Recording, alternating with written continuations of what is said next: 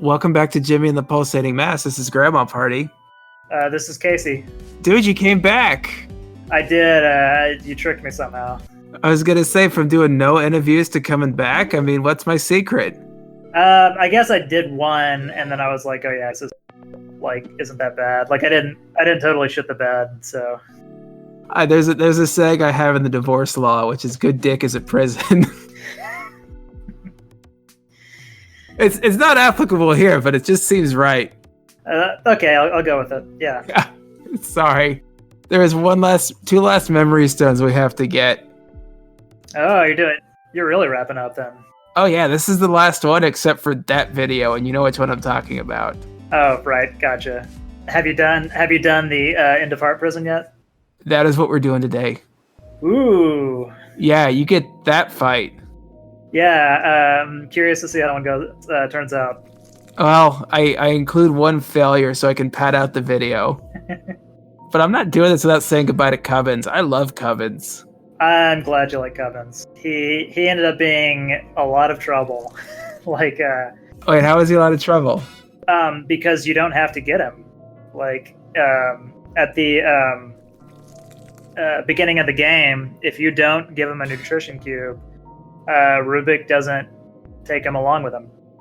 Wow, that is the worst thing I've ever heard in my life. Yeah, and so what it ends up being is there's just, a lot of conditional statements in there, with and without Covens, and it was just like I just wanted Covens to follow him around, I didn't want to make it optional, and it just it was sort of like, well, if you don't get Covens and then Rubik moves to the new area, why would Covens go to Rubik at that point? So I had to do it. Oh man, I don't want to know the people that don't feed Covens a nutrition cube. They're out there. I've seen some Let's Plays and been like, oof. I hate them. Let me know who they are. I'll write them angry messages about how they need to give the dog their food. I know, and you just don't realize what a good pet owner, what a responsible pet owner Rubik is. I was going to say, I'm going to burn one of my questions. Why do dogs get such a bad rap in Jimmy? They don't, do they? Covens is good. I mean, Covens is a great boy. Yeah. But you had, the evil dog that was bossing Punch Tanaka around. Yes. Well, I mean, there's a pretty good plot reason to why. Oh, yeah, and there's also that dog who gets a bad rap. Which dog? The reason why... Oh, the dog in the alleyway when that Buck saves Jimmy from. Oh yeah. Well, I mean that's the sort of related. Yeah, the weirdly muscular dog. Yeah, I made a big beefy one. I mean, he had to look kind of horrifying. Horrifying for a kid. That's true. Oh, you're in this place now. Yeah, Cad told me to check this place out, and I don't like it at all. Yeah, that's not supposed to. Oh, the other thing I wanted to ask, this is a hard one, right? Is, I know you put a ton of hours in this, but why was this the story you wanted to tell? Oof. I think for me that the biggest reason was the connection between video games and my childhood and a lot of people's childhoods. It just felt like the biggest, in terms of if I were going to make a statement with my first game, it felt like that's the direction I needed to go in. Mm-hmm. So that's probably and I had a bunch of ideas, and then I had this one, and I was like, oh, this is the right one. And I mean, also it was there were practical reasons too. It's an art style I could do, for instance, and it was a scope that I felt I was I could actually do this without burning a decade on this game, Yeah, I mean, you put hundreds of hours in, but still. Yeah, I don't know how many. A lot. It's, it was about 4.5 years. Wow. And there were some pretty crazy days. I was putting in 10, 12-hour days. Not every day, but for big stretches of time, I was doing that. Sorry, I had to show off the animation for the rotating death disc, which I love. Oh yeah, me too. I wish that normal attacks did more damage because I love that animation too. Had to show it off. It's amazing. Like that one, the frisbee is probably my favorite. Oh, just the donk. Yeah, and I like the chainsaw as well. I don't think I really showed off much of the chainsaw, unfortunately. Yeah, the chainsaw is like, it's just another one of those like stylized comic booky things, but it's I like the movement on it. No, it's funny. One of the complaints I hear, because I try to pimp your game out where I can, because it's one of my favorite RPGs, but they complain that they know it's going to be sad. Yeah. But I'm like, it's not all about the pulsating mask. It's about people. Mm-hmm. Yeah, I mean, it's about like, it's about a lot, but really, like, for me, childhood is like the biggest thing it's about, and family. Yeah, because like the first half of the game, for 60% is introducing the cast of characters, and the rest is them dealing with Jimmy and him dealing with this. Yeah. I mean that's I don't like because I feel like I have to give a disclaimer too, and I feel like it's super easy to like, only focus on that, but I mean there's a lot of comedy in there, Oh, absolutely. Like there's the horror aspect too. Like I don't know, I feel like there's a lot there, but yeah, it's when people hear what the sort of endpoint is, they're like, that's the game, and I'm gonna be sad. Why would I want to play this? I'm just gonna be sad. Yeah, and I mean that's fair, like it's weird because I don't really think of like experience media like that. Like if something's sad, I don't like I'm over it, like after a little bit. Right. Like it doesn't like make me depressed or anything. But then I've met people who it does really impact in that way, and I'm just like, oh yeah, like I should consider that a bit more. And real quick, speaking of sad, this is the ultimate super boss, and there's so many feelings about this. Yeah. I mean, part of it, you don't have to say anything about it, but part of it is, one, that they kind of forgot him. Yeah. And two is that they're kind of mad at him, and I can feel that Jimmy's been sort of feeling that he's been a burden about it. So this is like the last thing he's got to deal with. Yep. That's the, the hard prison. Like, it's just the sort of like deepest you can go. The deepest fear I felt was this scene. And then mechanically, this is my favorite kind of boss fight because they have all the same powers that you do. Oh yeah, so you get to realize how much of a dick you are to all the enemies. Oh yeah, and I decided to try to bring Hitomi because she could do this. Mm-hmm. Yeah. Hitomi isn't like the worst pick. She can be used pretty well. I mean, she hits pretty hard, but I had to do something while I'm warming up. I feel like Hitomi's best possible role is like as a support. Like she can be pretty solid since she can reset cooldowns for the entire party. That's true, but she's got such damaging skills. Yeah, you can throw those out too. I mean, I like glass cannon, so that's how I built it. She's a bit of a red mage, really. Like she's got a bunch of different nerd. Yeah.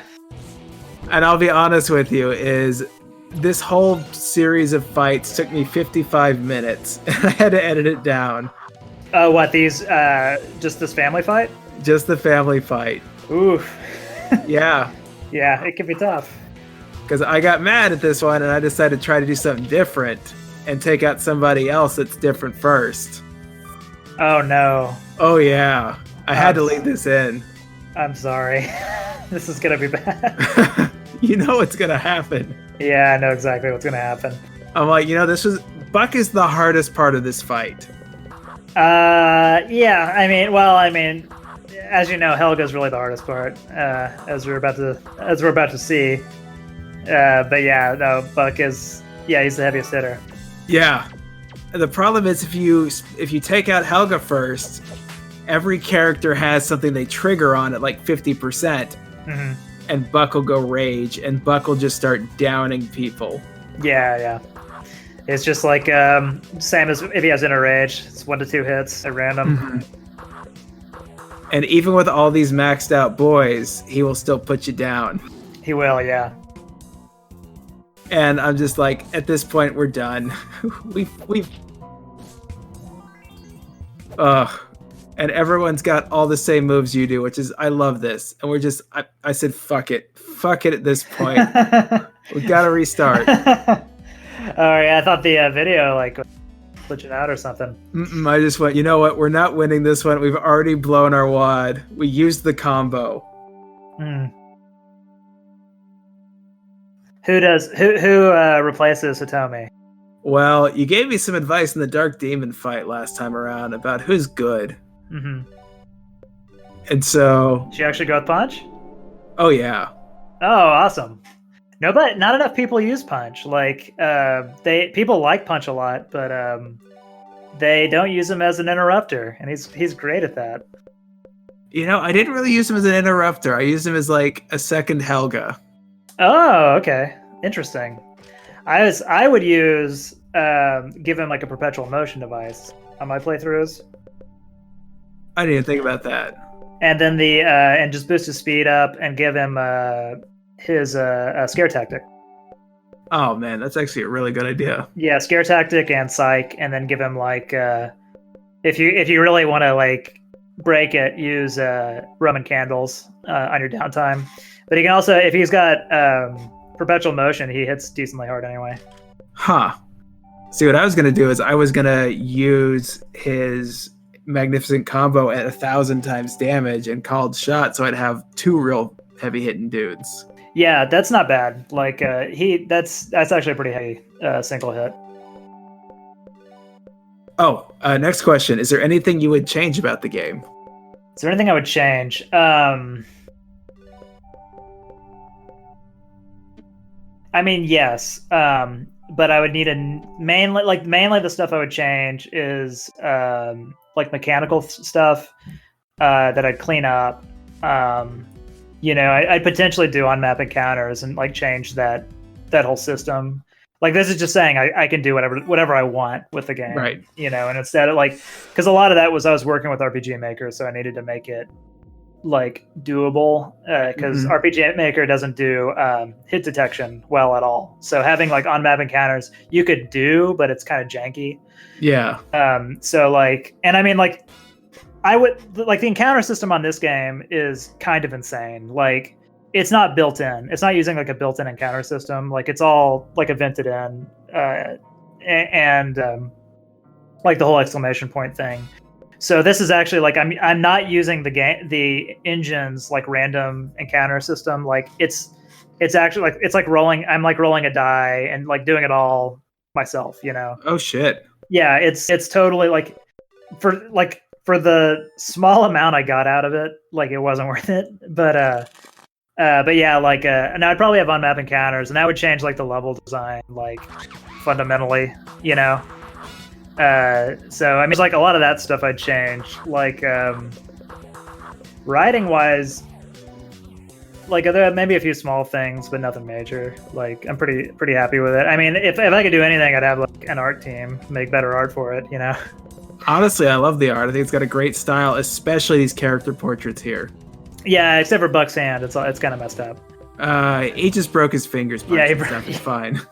Yeah, no, I agree though. I do think the other three, especially Helga and Andrew, yeah, I think are like, I don't know if I would change them. I think they're perfect the way they are. Oh, I love them. I love both of them. The other thing I was going to ask is, what did you learn about game making and making Jimmy? Like, what lessons are you taking with you?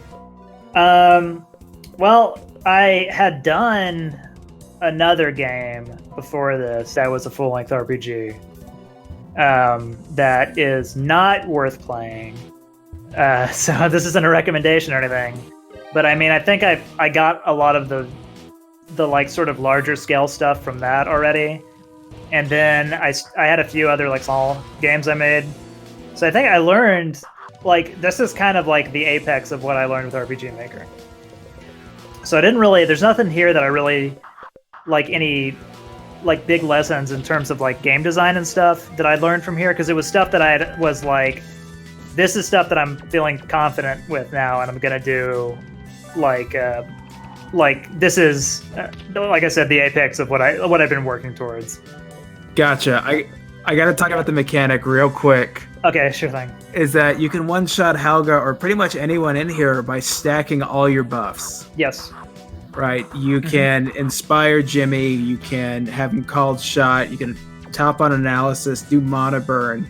So you're just stacking stats on stats on stats on stats. Yes. But you can only do it once. Right. And we saw what happens when you take out Buck first. Yes. Is there any way to beat this fight without doing that? Oh, yeah. I mean, Helga's heals go down in strength the lower her life is. Oh, I didn't know that. Yeah, so she's still annoying. Like if she gets below, like she does one. Like every character has one ability they use at low health. You know. Yeah, and hers is the worst. Yeah, hers is for people who don't know, it's like a big group heal. But it is that's the only one that is like a straight percent. Like the rest are like very based on her health. So you can whittle them down. You can also one-shot the entire field. No way. With Immolate. Yeah, it's possible. I tried to do that a couple times, but the problem was Buck kept interrupting me. Yeah, it's hard. It's hard, and like you might want to do like have like multiple or have powers of 2. Yeah, that makes sense. Yeah, to do it. But yeah, you can. It is possible. I almost did it on my playthrough with not using powers of 2. Like I took everyone down low, and that makes it really hard if you actually don't get like everyone you don't kill triggers their you know. Yeah. So that one gets kind of tough. Oh, there was a chainsaw. Yeah, I just saw it. I mean, once you get past Buck in this fight, they can't really do anything terrible to you besides like Lars will do karma release. Yeah. Lars isn't too bad. He's Lars's biggest problem is like when he does group reflex. Yeah, but at this point, I mean, we've got it. We're good. Yeah. I was gonna say though that for the previous question, I did learn a lot of like marketing stuff, like how to get your game out there early on, like just what you need to do. Like those are the biggest lessons I took from it, which is like a sort of a lame answer, but I did want to get that in. Oh, dude, absolutely! Please market the next one. This is an amazing game that's really spread by word of mouth. Thanks. Yeah, I mean that's will be doing that better. Like now I know how to do like a rollout now. I also did like totally underestimated like Steam sales because I don't really use Steam. Like I didn't really play games for a long time. Sort of after like grad school, you know. Yeah. But yeah, like that's how people buy games on Steam, and I didn't realize it. So I probably would have had a sale much earlier. Everyone was calling me a jerk in harsher words. What the hell? If we're not doing that, and I was just like, why? It's like $15. It's like, I'm like, but no, like the way you should probably do it is charge like a little bit more and then put it on sale all the time.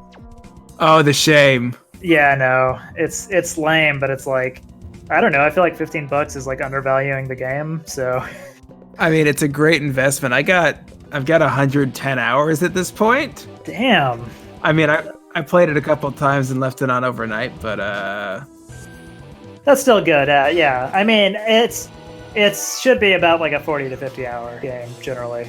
Yeah. And you can definitely put in more than that. Like a 60 hour. Putting 60 hours isn't crazy. Like 40 hours is about what I put about 30 to 40 with me 100%ing it, but it's me, so I know. You know where everything is, yeah. I mean, I just hung out and I grinded sometimes. Yeah, there's no shame in that. I mean, what am I, good at games? Nobody's here to watch that. You had the kids playing Fortnite for that. Oh, do you have any pets? No, I don't have any pets. Oh, the shame. Yeah, I imagine I will probably have pets in the future, knowing my girlfriend. But yeah. First, it's the dog, then the ring, and then it's babies. Oh, yeah. Is that it? That's the way everybody does it. You do the dog as practice. Well, she's more of a cat person, so maybe we'll do the cat. But I think she said she wants a dog as well, so. Yeah, you know what dog is practice for. Yeah, right. Yeah. All those beautiful grandbabies you're gonna give your proud parents. Yeah, I mean, like my mom is a dog person, so like I grew up around a lot of dogs, but she gets like the little yippy dogs, so I guess like I haven't been super jazzed about getting a dog because her dogs are generally just the worst. Oh no. Yeah. I've got this big chill dumbass. He's great. Yeah, I'd be cool with one of those. Like my friend Brandon has a couple of labradoodles, just the fucking greatest. Oh, they're such good babies. They are, yeah. Oh, Lars, you fell asleep. Oh, fool. Fool.